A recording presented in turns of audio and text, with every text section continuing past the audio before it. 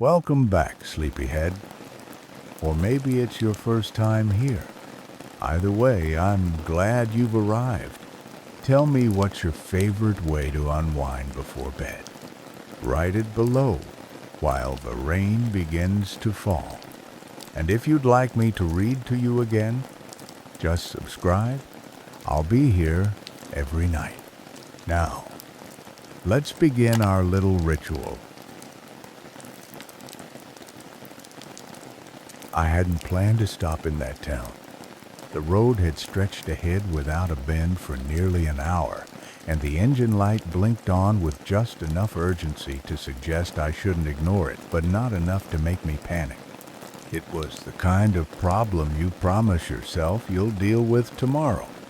But the sky was softening toward evening, and there was something in the quiet flatness of the landscape that made tomorrow feel like a question I didn't need to answer yet.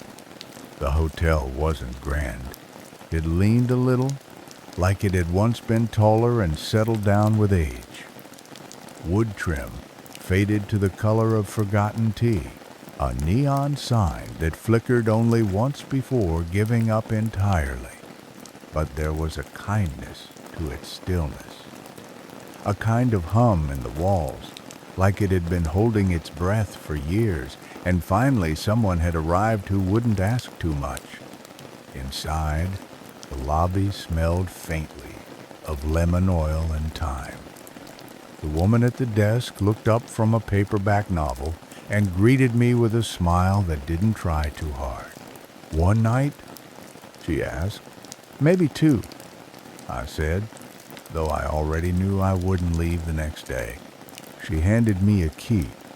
Not a card, an actual key. Brass, cool to the touch. Room 3C, quiet side.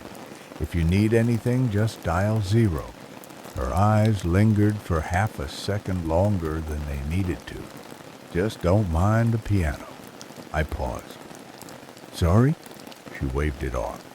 "It's nothing. Just sometimes late at night you might hear someone playing from room 2A. The guests usually ask about it." I raised an eyebrow. "Someone plays at night?" "Sort of," she said. "It's complicated. Room's been empty a long time, but the sound comes and goes. Old hotel, things echo." Then, as if to change the subject, she added, "Breakfast at 7, if you want it."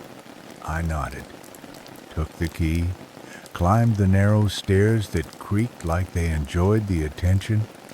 My room was small but clean, a lamp with a warm glow, a window overlooking the back lot, a bed that looked exactly uncomfortable enough to help you sleep. I unpacked nothing, ate dinner from a vending machine, then sat by the window and watched the kind of nightfall that doesn't ask for applause, just arrives, unbothered. And just as I was about to lie down, it started. The piano, faint, soft, each note carefully placed, like it had been waiting for just the right silence to land in. Not a song I recognized, but a melody that felt known, like something I might have heard once, long ago, in another version of my life. It didn't sound like practice or performance. It sounded like memory, like someone trying not to forget something gentle. I stood, opened the door quietly, and leaned into the hallway. The light above room 2A was dim but steady. The door was closed, no footsteps, no voices, just that music, moving through the space like it belonged to the walls. I went back to my room, sat at the edge of the bed, closed my eyes, and listened. The melody didn't rise, didn't fall. It just stayed, present, measured, like a hand on your back saying, "You're here now. It's okay." And when it finally stopped, not abruptly, but the way breath softens before sleep, I realized something strange. I hadn't thought about the engine light in hours. The next morning, the music stayed with me. Not as a tune I could hum. I couldn't remember the exact sequence of notes, not even the rhythm, but as a feeling, a quiet residue, like warmth left in a room long after the fire's gone out. I kept expecting it to fade, the way dreams do after breakfast. But it didn't. It lingered. It waited. At the front desk, the woman from the night before was already there, sipping coffee from a chipped mug with faded sunflowers. She looked up, and without even thinking, I asked, "Does it happen often?" She tilted her head. "The piano?" I nodded. She exhaled slowly, not tired, not annoyed, just gentle. Sometimes every night for a week, sometimes nothing for months. Always the same melody, though. "Do you know who it is?" She looked at me carefully, then said, "No," but it didn't feel like a lack of knowledge, more like a choice. The kind of not knowing that people carry on purpose. I added, "Room 2A is empty, right?" "It is," she said. Then, after a moment, "Has been for a long time." I didn't ask how long. Something in me didn't want to know. Or maybe I already did. I took my coffee outside and walked the back lot. The hotel backed up against a line of trees, and beyond that, a soft hill, then flatness. There wasn't much here. A gas station across the road. A laundromat with half the sign missing. But even in the thin daylight, it felt like the kind of place where some things were meant to stay hidden. After lunch, I asked one of the housekeepers, an older man with careful hands, if he ever heard music at night. He smiled faintly. "Sure," he said. "Used to think someone had a little speaker hidden in the walls, but no one ever finds anything." He leaned on his mop. "Doesn't bother me. Not anymore." "Do you know who played it first?" He shook his head. "Maybe it's just the building. Old places remember sounds, you know." That evening, I stood in the hallway, longer than before. Room 2A looked no different than the others. Same number plate, same brass handle. But there was a tension to the space around it. Not bad, not threatening, just expectant. Like the pause before a sentence that changes everything. I didn't knock. I didn't try the door. Instead, I went back to my room, sat by the window again, waited, and at almost the same moment as the night before the music began, this time I noticed more. The subtle shifts in dynamics. The way the left hand repeated a phrase like it was trying to remember a word it once knew. It wasn't perfect. A few notes rang with hesitation, but the imperfections made it human, made it real, like someone playing for themselves, not for an audience. I closed my eyes, breathed slowly, and for a moment, I didn't feel like I was in a strange hotel with broken signs and creaky stairs. I felt like I was being held in someone else's memory, and they had made space for me to be there. When the music faded, I whispered to the room, not expecting a response, but needing to say it. "Thank you." That night, sleep didn't come right away. I lay on the bed with the light off, hands resting gently over my chest, listening to the silence with a kind of attention I hadn't known I possessed. I waited for the melody, though I knew it wouldn't come yet. The hours in that room were different measured, not by minutes, but by shifts in presence. When the music finally arrived, it was softer than the night before, almost reluctant, as if whoever or whatever played it was unsure. I still needed it. But I did, not as entertainment, as reminder.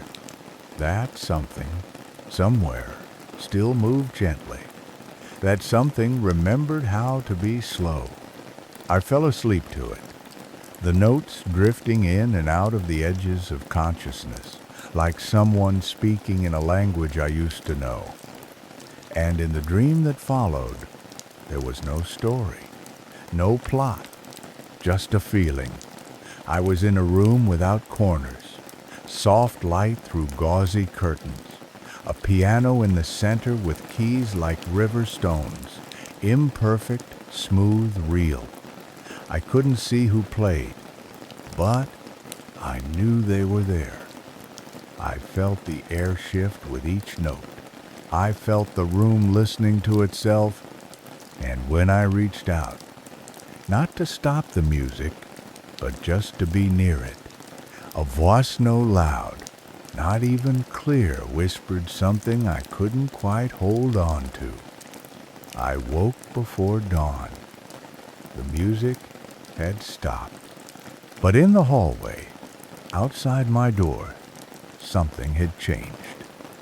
Just in front of room 2A, on the floor, was a single folded piece of paper, not addressed, not sealed. I crouched beside it, but didn't pick it up right away. The hallway was still. No footsteps, no creaking above or below, just the sound of my own heartbeat and the faint hum of electricity in the wall. I opened the note slowly. Inside, one sentence, handwritten in looping, slightly slanted script. Not all echoes come from the past.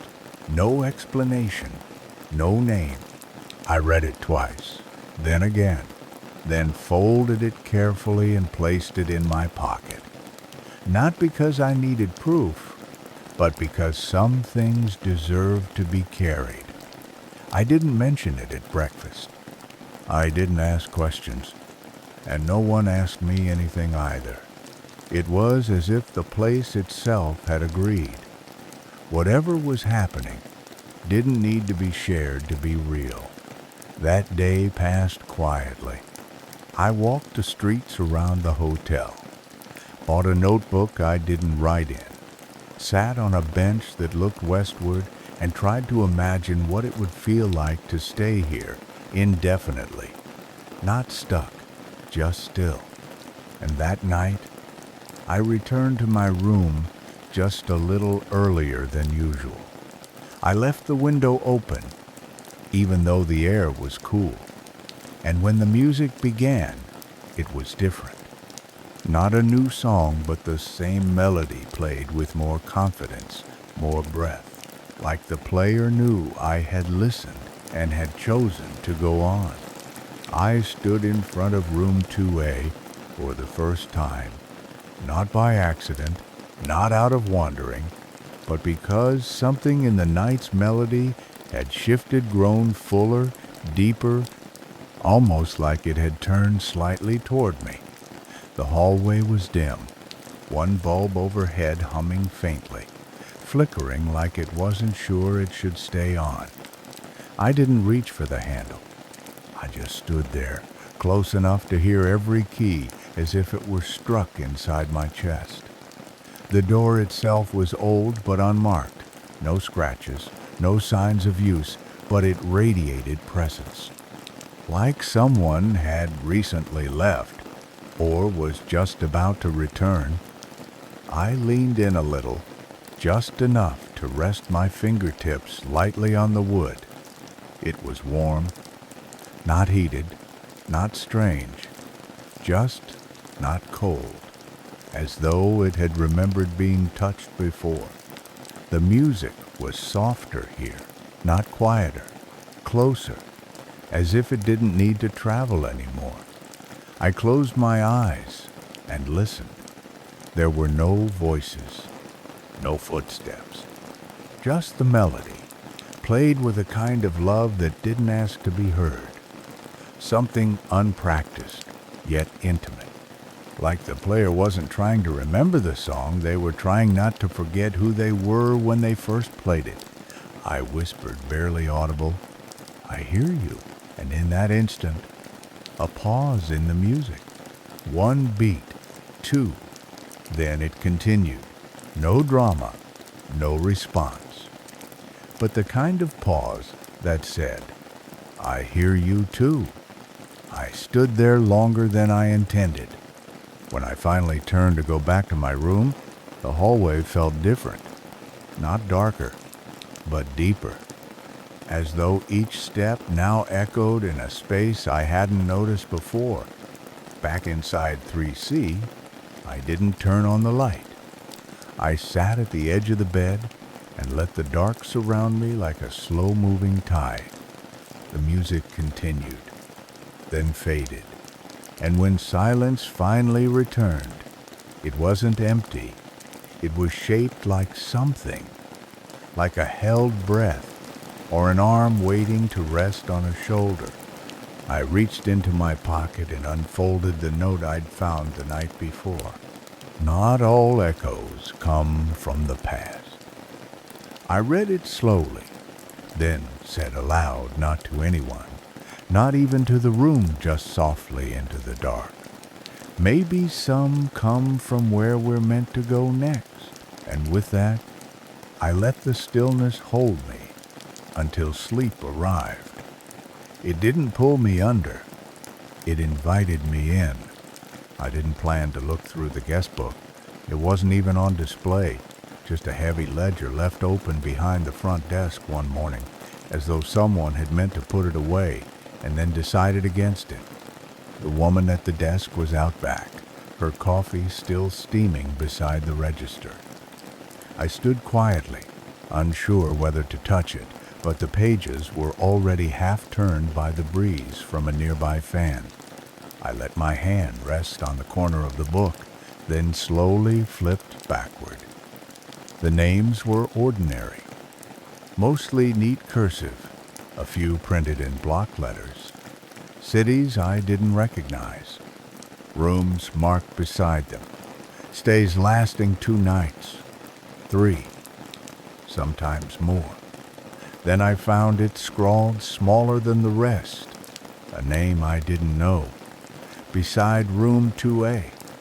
The date was vague, faded.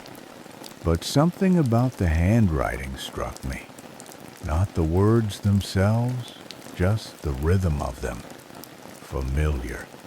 Like the way my father used to write grocery lists.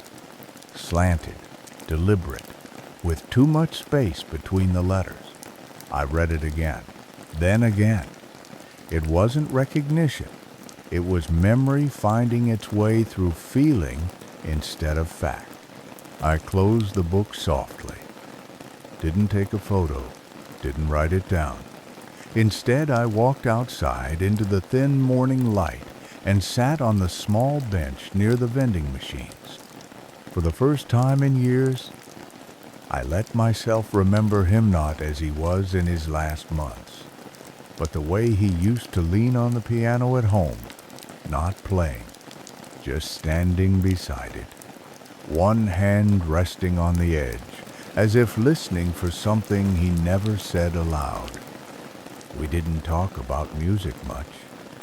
He didn't teach me to play, but I remember once, when I was 10, he hummed a melody softly to himself while I did homework, and when I asked him what song it was, he just smiled and said, "Nothing you'd know. It's just something I carry with me." That phrase came back now, clear as day. Something I carry with me. And I wondered, no. I believed that maybe what I'd been hearing each night in room 2A wasn't just someone else's memory. Maybe it was what happens when two silences recognize each other, when absence and longing touch hands, just briefly, and leave a song behind. That night, I didn't wait by the door. I stayed in bed, eyes open, room dark, and when the music returned, it met me where I was, unafraid, unwound, wide awake. This time, the melody changed ever so slightly. One new note, just one, but I heard it, and in hearing it, I whispered as if to myself, I remember now. And sleep didn't feel like forgetting. It felt like being allowed to keep what mattered.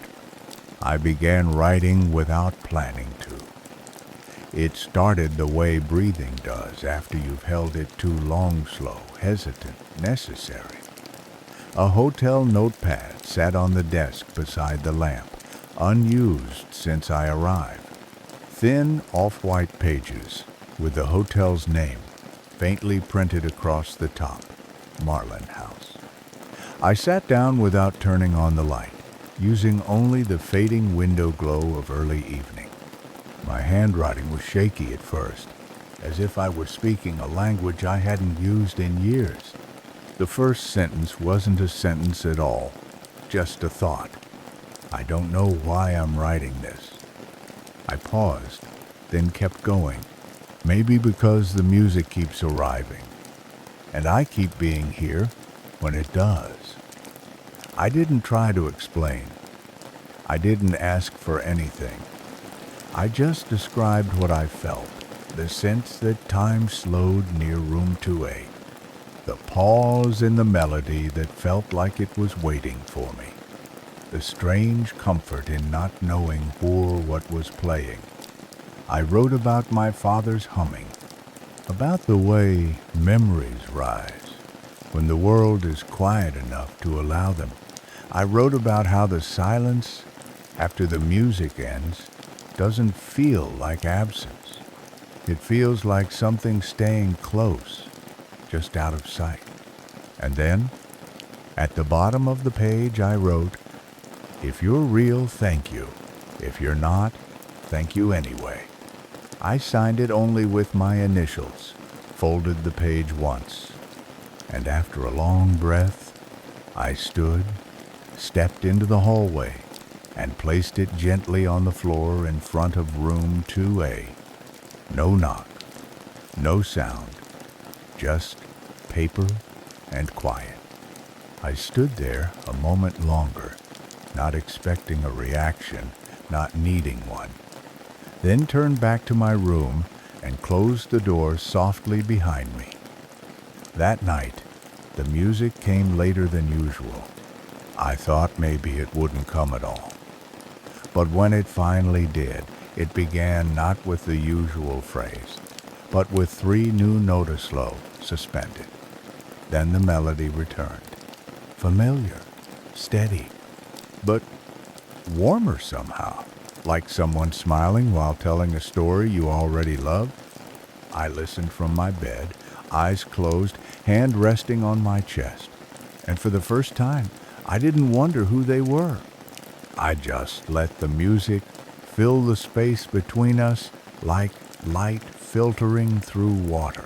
And before falling asleep, I whispered not to the room, not to myself, but to the space in between. I'm still listening. The note was gone by morning. No trace, no corners left behind. Nothing slipped beneath the door or pinned to it, just absence, clean and quiet. I stood in the hallway barefoot, the air cool against my skin, holding a cup of coffee I hadn't sipped yet. The paper I'd folded so carefully the night before was no longer there, and yet I didn't feel forgotten. I didn't feel disappointed. I just stood there, letting the silence speak for itself. The melody hadn't played that morning. It never did in daylight, but still, I felt it. Not in sound, in memory. in the way I paused before stepping back inside my room. I kept my hand on the doorknob a little longer than necessary, like something might still be said through the grain of the wood, but nothing came, and somehow that was enough. Later that afternoon, I walked to the edge of town. There wasn't much to see. A road that led nowhere, a diner with more shadows than customers, a cat curled in a shop window. But the quiet followed me, not as weight, not as shadow, but as echo. And everywhere I went, I started hearing a rhythm beneath things.